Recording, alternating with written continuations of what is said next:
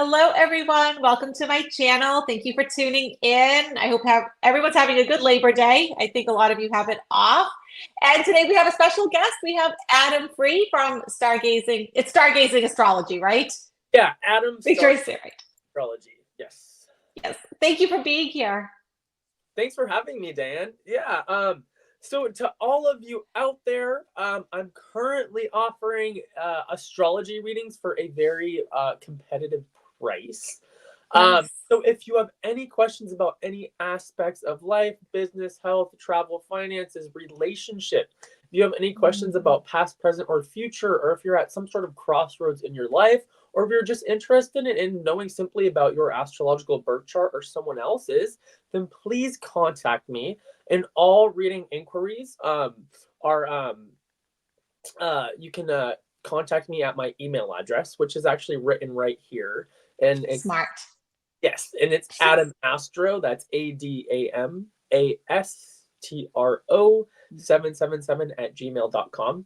And if you have not yet subscribed to my YouTube page, it's Adam Stargazing Astrology. And that will, I believe, Dianne, you'll put that in the description box. I will put it in the description box for you guys afterwards. Okay. Absolutely. And yeah, and if you guys want to book a reading, I am booked out quite a ways, but I have a few readings, like availabilities for readings anyways, for the rest of the year, but not too many, at DianneAquarius.com. So you can check that out. The Dragon course is out with membership, and members are getting a unicorn class, just a mini class this month on top of a sacred geometry class. So very cool. Yeah, lots of stuff. So can you guys leave a comment, because I can see that people are watching, but I'm not seeing any comments. And I didn't think to take out my iPad or laptop. And I think with StreamYard, you can't see comments, right? Yeah, I can't see them. Oh, okay. All right. Now I'm starting to see them. Hello, Muriel. Hi, Sarah. Welcome, everybody. Audrey. Okay, perfect. I wanted to make sure that you guys actually could see us, because I'm like, I can tell people are watching, but I didn't see anything. So lots to discuss, I think, both astrologically and politically. So today is a new moon, right? Yes, new moon today. And so for everyone out there, what that means during a new moon is the sun and the moon are in the same astrological sign, and we are in Virgo season. Yeah, so some of the highlights and qualities of Virgo, we're talking purity, cleanliness, health orientation, lists, or orderly routines, checkups, busy work, household projects, servants. These all lie under the domain of Virgo. Makes sense. It's like, sorry to interrupt, but it's sort of like we're getting ready to go back to school, and we're getting our houses ready to transition from summer to like the colder months. Exactly. So classically, during this time, it's definitely a time of just a lot of busy work. Virgos are known for being meticulous. Virgos are known for being intuitive. Virgos make great healers, great teachers, great analysts, writers, musicians, speakers. And then Virgo is ruled by the planet Mercury. So good with the writings and communication. Oh, so maybe even like us finding things out at this time, like writings and communication. So hearing things on the news, seeing things written, blogs, and, social media and that sort of thing. Yes. And because Virgo is an earth sign, it's very much oriented towards the facts.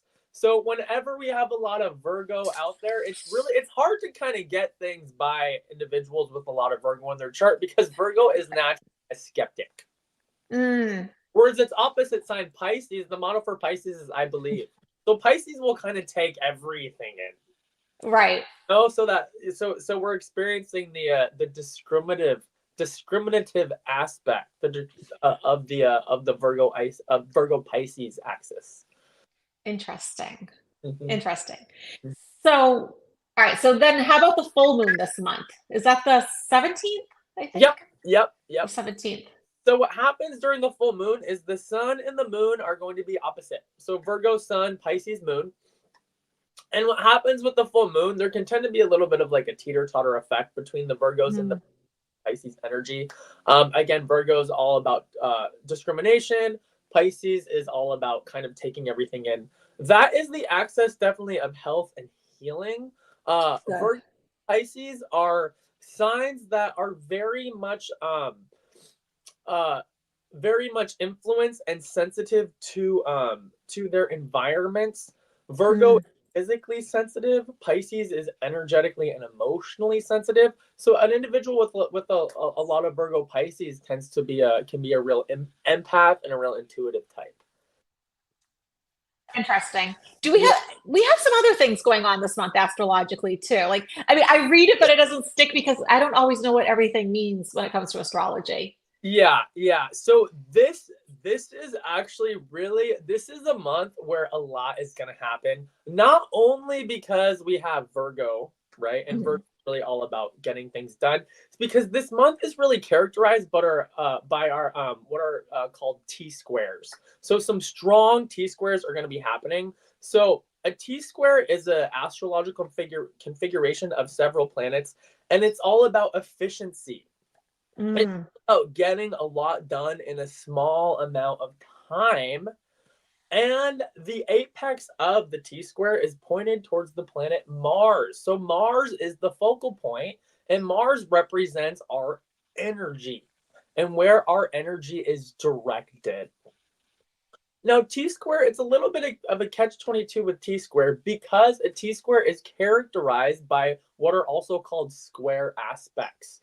And square aspects can represent challenges and dynamics and things that are just kind of shake us up, unsettled behavior. But what happens with squares is a lot gets moved and a lot gets pushed forward because it's just a very energy-packed time. Whereas trines, for example, are more about the relaxation. So that being said, a lot of energy, a lot of things are going to be pushed forward. Mars at the apex, Mars in square aspects can be anger, it can be rage, things like that. So we're going to have to watch for a lot of anger going on, a lot of rage going on as well. Protests, maybe, that kind of thing. Another thing that's tricky is that one of the planets that's involved in one of these major T-squares is the planet Neptune. And Neptune is the god of illusion. And what's interesting with Neptune square aspects is that individuals can really hide behind illusions and delusions and really fully believe them. So that's going to be kind of interesting. Okay. We're going to be able to decipher what's true from what's from what's true from what's bogus. And Virgo energy helps decipher that because Virgo's intuitive and Virgo is based on logical facts. However, Neptune it's just that lines get blurred with Neptune squares. People tend to believe in things where there's no actual factual reality. So it's tricky. And with aspect to Mars, people not believing things, people being disillusioned can cause anger. It's kind of a messy T-square. Interesting. All right, so I picked up two things. One, it's like you mentioned doing a lot in a short period of time. And I know for myself and a lot of my clients, my viewers, they're kind of saying the same thing. It sort of feels like we're on a hamster wheel and we have like all the stuff that we have to do, almost like time is speeding up and like we have just like a big agenda for ourselves and we're just trying to cram everything in. Yes. And then the other thing too, everything that you were saying about disillusionment and reality brings me to September 10th, the debate, right? Because I wish they would do these, things where they're fact checking live on every single channel and whatnot, but we're still not really sure if it's going to happen. I mean, I feel like he has to show up because it would make him look horrible if he didn't. But at the same time, I think it's just going to be a disaster for him too. I mean, and the whole debate with the mics, do they leave the mic? I mean, we've always left the mics on. We've only started turning them off because of him, because he wouldn't stop talking over the other person. Yes. So Some other really interesting things is that Neptune, as I mentioned before, is that it's 29th degree. It's at the last degree, which is called the anaretic degree. Whatever happens when a planet is at its last degree, it kind of like things get kind of like heightened, like sort of Mhm. bubble, kind of exaggerated. So we're seeing the last degree of Neptune in Pisces here, kind of at its max. So that's something that's interesting. Another thing is that the planet Pluto has now retrograded back into the last degree for the last time into Capricorn. Pluto is the power structures. Trump Right. sense that old hierarchical Capricornian energy. So Pluto has made its last push now for the next couple months. It's Hmm. back into Capricorn. So we're seeing again the last sort of final straw, the final push. And that's really what's happening now with Trump. It's like this is his last hurrah in the next couple months. Um, Agreed. yes, and for everyone out there to realize when planets like these major planets are in retrograde, it's a time of review. It's not a time Mm. they're going to be get pushed forward into like the next wave of things. So that's something Mhm. for everyone to remember is that this right now the everything that Trump, it's like we're looking it's like almost the analogy of looking at life through like a movie screen. And when you understand things Mm. logically speaking, the retrograde planets, it's about reviewing what happened. So things aren't going to be getting pushed forward. So if that, I just want to be real clear on that. So right now, Trump is really getting his last hurrah. However, though, it's like Pluto is death and rebirth. So it's like things are getting it's like the final squeeze, the final push. Right. That makes me think of the world card in tarot. Like one phase is ending and a new one's beginning. Yes, yes. Right. Yes. So that is something to remember. And then again, Neptune's at the final degree as well. So Neptune, Pluto, these are generational aspects. So we're Mm. going through a big generational transition. Pluto's Mhm. going to be in Aquarius, which is the star card. Neptune's going to be in Aries, which is all about new beginnings, initiate Right. beginnings. And Trump represents the old. Mm. Astrologically Absolutely. speaking, it does not make sense that Trump would get in again with Neptune and Aries being the first sign again. Oh, okay. All right. All right. So we also have not just the debate, but then September 18th, it may go forward that he actually gets the sentencing for the 34 felonies with the hush money case, in New York with Stormy Daniels and, Yeah. that whole 9 yards. When you look at his chart, because I know as a psychic and as a tarot reader, I can see like, okay, and I've been saying this for a few months, something happens in September that takes the wind out of his sails. And October, he feels like a completely deflated and different person to me. Okay. Yep. Are you Okay. seeing like anything like okay, so maybe yes, maybe he actually does get sentenced. Maybe the debate is really horrible Yeah. because I feel like something happens, or or I should say, it's his health. Yeah. Yeah. Well, it's interesting you say that. So September 18th, the full moon, it's characterized by actually two T squares, not just one, but two. So this is a really intense full moon. Again, that T square energy is intensity. A lot is going to Okay. happen in a small amount of time. Another thing, too, is the planet Saturn, which is the lord of karma, has been in the retrograde position since the end of June. It will Oh, retrograde until sometime in November. So basically, where you have stepped out of bounds, it's getting reviewed. So this is that big review time. The Lord of Karma, the judge, is looking at him under a microscope right now. and what time period is that? This started at the end of June and it End goes of June. approximately mid-November. Oh, interesting. Like a really pivotal time, especially for him, for politics. Yeah, yeah, Okay. And yeah. so, all right. So you mentioned like the full moon, which is the 17th, and he could be potentially sentenced on the 18th, which would still have like that full moon energy, right? Yeah, yeah. This is whatever's gonna happen, it's 2 T-squares is a big push. It's a lot of movement. So whatever's going on now is gonna shift and move, whether it be in his favor or not. Karmically speaking, with the retrograde, it doesn't really look like it's gonna be in his favor. It looks like it's more gonna be something around based upon his past actions. And recourse for his past actions. Saturn is also involved in one of the T squares, which also makes me think that Saturn in retrograde is really going to play a big role in whatever happens to him. I mean, my question is, and maybe because I have some very astute viewers that really have done some deep dives, gone down some rabbit holes. Yeah. Because we've never encountered any of this. So I guess my question is, and I really do not know the answer, is let's say the 18th happens. Yeah. He's found guilty, 34 counts, and he's sentenced. I don't think they can really logically put a president in a jail cell because he still has to have the Secret Service. So I'm assuming it would be a house arrest. I mean, but who knows, right? I mean, and I'm sure this is something that the judge is trying to figure out because it's never happened. Yeah. But I mean, I'm assuming it would be like, okay, you're getting a bracelet and you got to stay at Mar-a-Lago or something. I don't know, but then let's say that this does happen.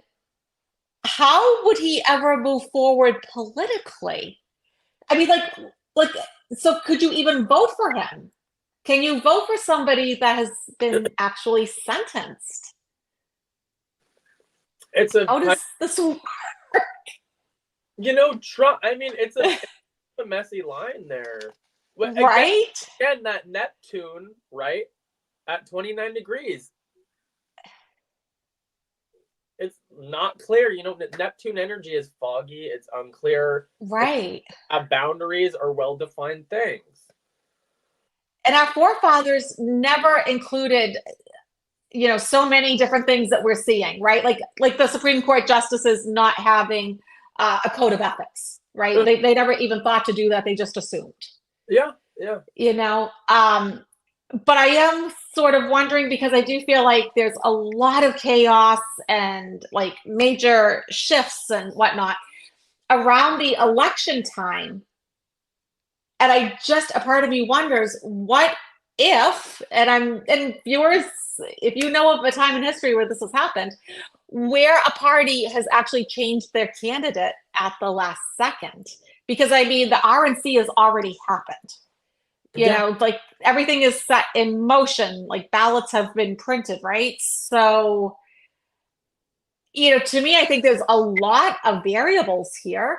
And one thing too, like a lot of my viewers will ask me about, will we ever see justice? And yeah, I think we will. But at the same time, I think the bigger justices that we're going to get with all of this is that we're going to have new laws, new rules, new regulations, policies, procedures, things to protect our democracy that we never had because we never had to. And this won't happen again. Like we're going through these, like every time I do a video, I feel like, well, I know this is unprecedented, but here we are. But I think after this, like we'll have better rules in place so it doesn't happen. Oh yeah, just astrologically speaking, as Pluto, which represents those power structures, moves more and more into Aquarius, that we're gonna see those, I believe, happen. That will, the next 3, 4, 5, 10, 15 years, right? I believe we're really gonna see things come into place, structures come into place. Right. Yeah, I mean, I hope so. Pamela says you can vote for someone in prison, but is that practical?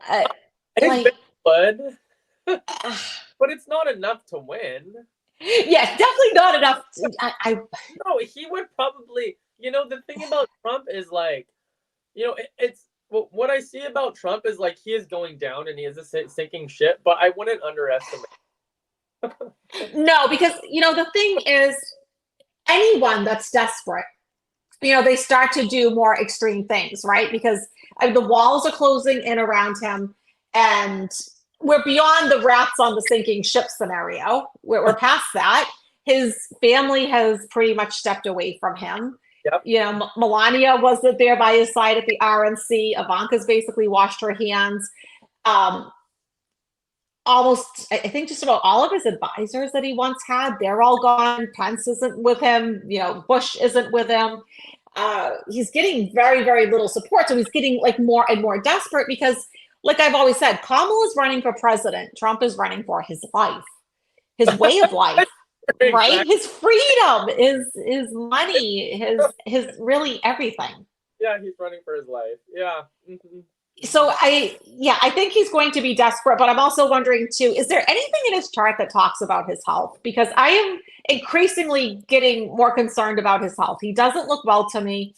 Yeah. And anyone, I don't care who you are, even though he created this stress on himself, he created this karma that has to be hard on anyone's body, especially someone who's almost 80, who's lived off of like cheeseburgers and Coke. Yeah.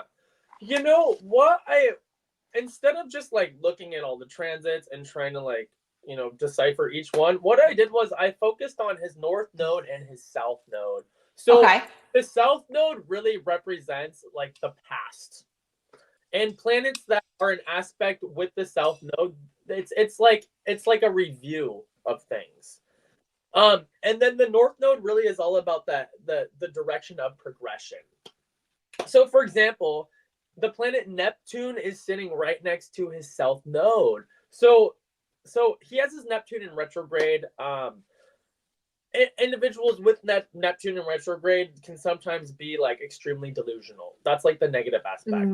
So Trump, fortunately, shows like basically like the negative aspect of like almost everything in the chart. So for example, there's a review now that's going on with how he has used these Neptunian energies because it's hitting the south node. Right?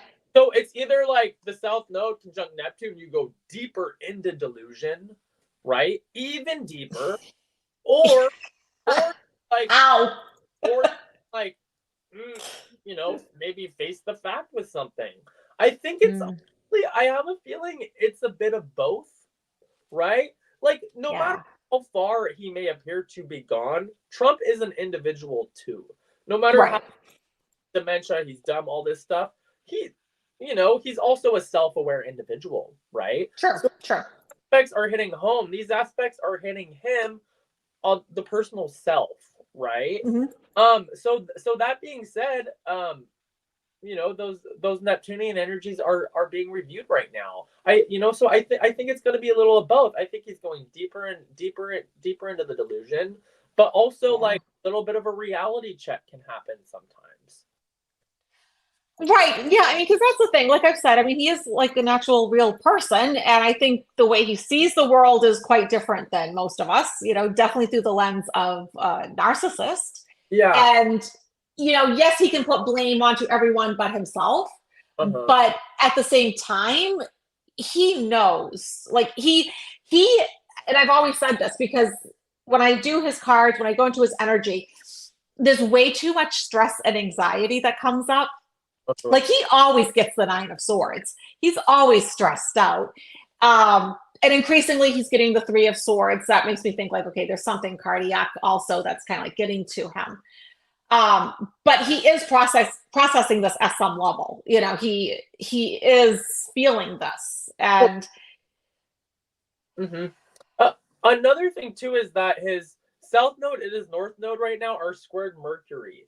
So what happens when there's a square between the north and the south node, it's like you can either go one way or the other.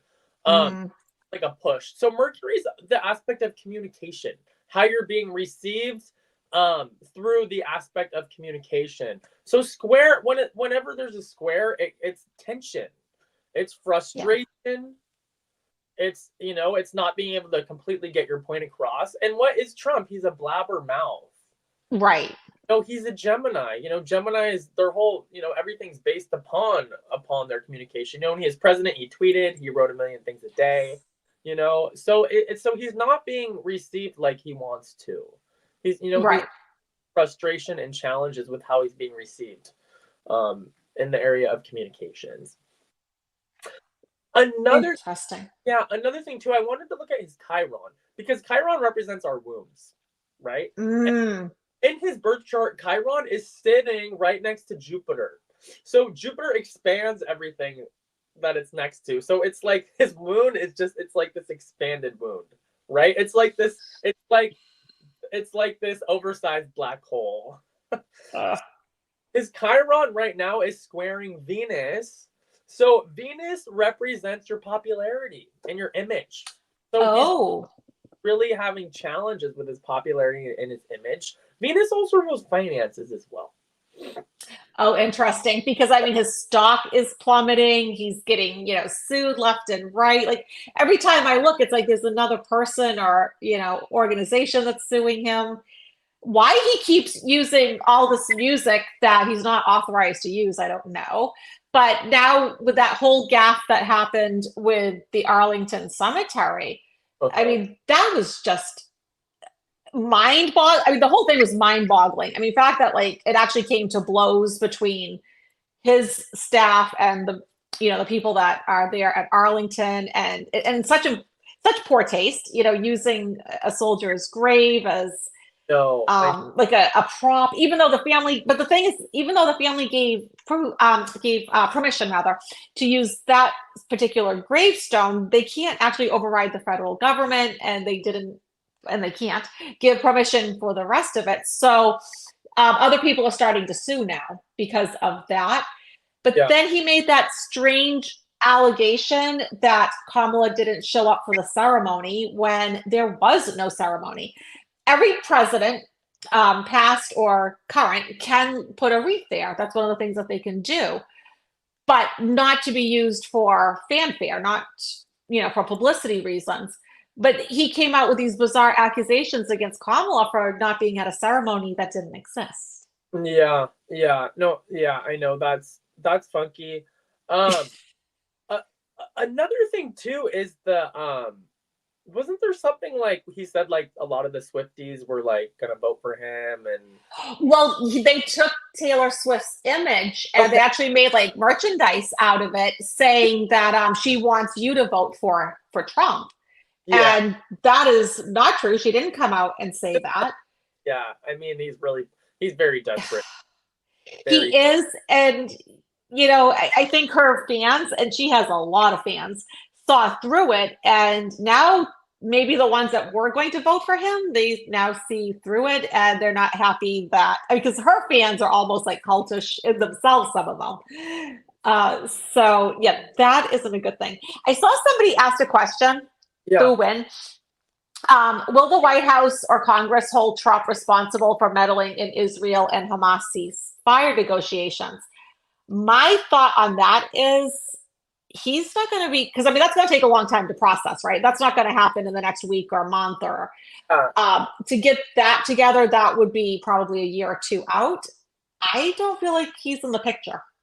Yeah, no, I mean, my take on that is there's so many other things that are going on right now that's probably just going to end up going by the wayside, kind of. Yeah, because I mean, like, because if you look at his next few weeks, his next few months, I mean, even going out a year, I mean, he still has all this stuff lined up, that he still has to get through. So there will be more stuff. There's, like, I mean, some of the people that are suing him are sort of like, yeah, I know I have to take a number because there's so many. So no, I don't. I mean, I think he should be held accountable, but I doubt in reality that he actually will be.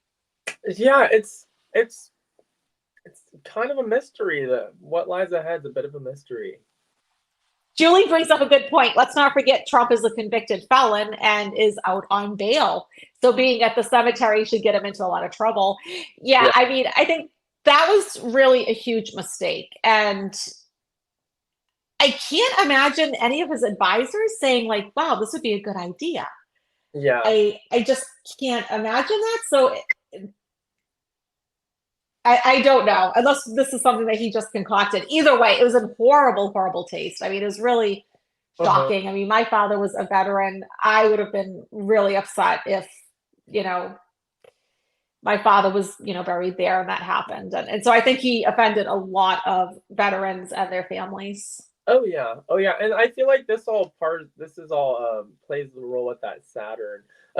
Another thing too is his Chiron right now is squaring Saturn, and again, as I mentioned before, that trade. So those square aspects, he's feeling just a kind of a strong burden from that Saturn in retrograde squaring his Chiron right now, which is his wounds. And he has a lot of them, and I think they're becoming public. Yeah, they're creating a lot of obstacles as represented by the square aspect. Lotus asks, did Trump pick up an attachment at the Arlington Cemetery? My take on that is like cemeteries in terms of spirit are some of the quietest places.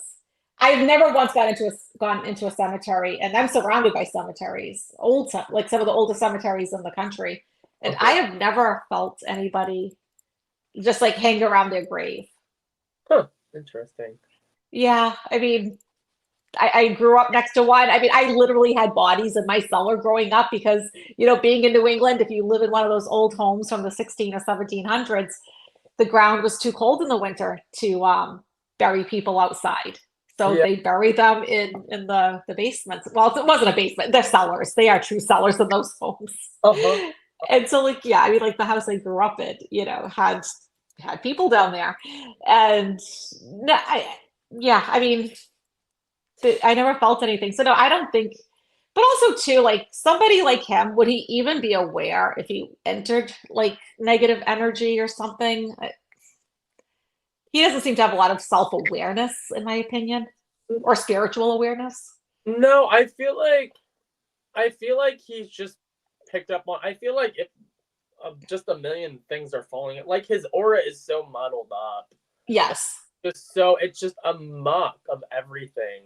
It's like it's basically like it's slowly just kind of swallowing him whole, pretty much. Right. Mm-hmm. And I wouldn't blame demons, the paranormal, the deceased. I mean, yeah, I don't know. I can also see those sort of as like symbolic representations, kind of. Sure. As far as like making an image and a symbol, as far as an energy that we can understand. True. Right. Yeah. Because he kind of does have like that demonic energy. I mean, I've always said he has like that antichrist energy to me. Yeah. Shifting gears, you have looked at Tim Walz, and I know you and I have never looked at Tim together. And I think Kamala made a great pick. I predicted she was going to pick him. Mm-hmm. What do you see about him? Yeah, so for example, they have a lot of like really good aspects. So his sun sign is Aries, her moon sign is an Aries. So they have a sun junction. So Aries, it's new ideas, it's new beginnings, it's a fresh start, it's independence. It's really all about initiation. So just that combination right there is really about like putting forth new ideas and a new way of doing something. That we're kind of needing that Aries energy. Another thing, Neptune going into Aries is Neptune rules things like idealism, right? These people both have also strong Aquarius in their chart. Aquarius is more humanitarian, it's more idealistic, right? So if they get in, they can really like put forth some really amazing new humanitarian ideals. Right. This could really be the birthing, for a real like Aquarian age here. Her Saturn is an Aquarius, so Saturn represents that in which you put the hard work and the discipline in, right? So Saturn in Aquarius works for humanity. Moon in Aquarius more kind of conjures up the ideas. So in this sense, her having that Saturn and him having the moon, like it's really like, I mean, they're a really good pairing. Like he could potentially really plant some really wonderful ideas because the moon represents the mind. The moon's the reflector, right? And so the moon also represents how you know the individual on a personal basis. So say, for example, him sitting there, right, and kind of powwowing with her on an individual basis can be a way in which they really drum up some really awesome new ideas for things. I like that because, that's what we need. And it's like, it's almost like I'm getting that feeling like when Obama ran, that, that feeling of hope, and, like she always talks about joy. Yeah. And it's just so the opposite of, Trump and, his campaign message. It's so negative. And every time you see JD Vance out in public, it just gets weird. Or you find another story out about him. It's just bizarre. I mean, I can see why, Tim Walz called these people weird. Like, this is just bizarre, some of the things that you read about them. So, I mean, I think the two vice presidential picks couldn't be more different if they tried. Oh, yeah. Oh, they're so different. I mean, JD Vance, he really represents like Pluto and Capricorn. Mm-hmm. That kind of old school, kind of Southern boy, the Trump club. Right. It's like enough. That's old news. And it's so weird because, he wrote that book, Hillbilly Elegy, and he's not a hillbilly. He's not.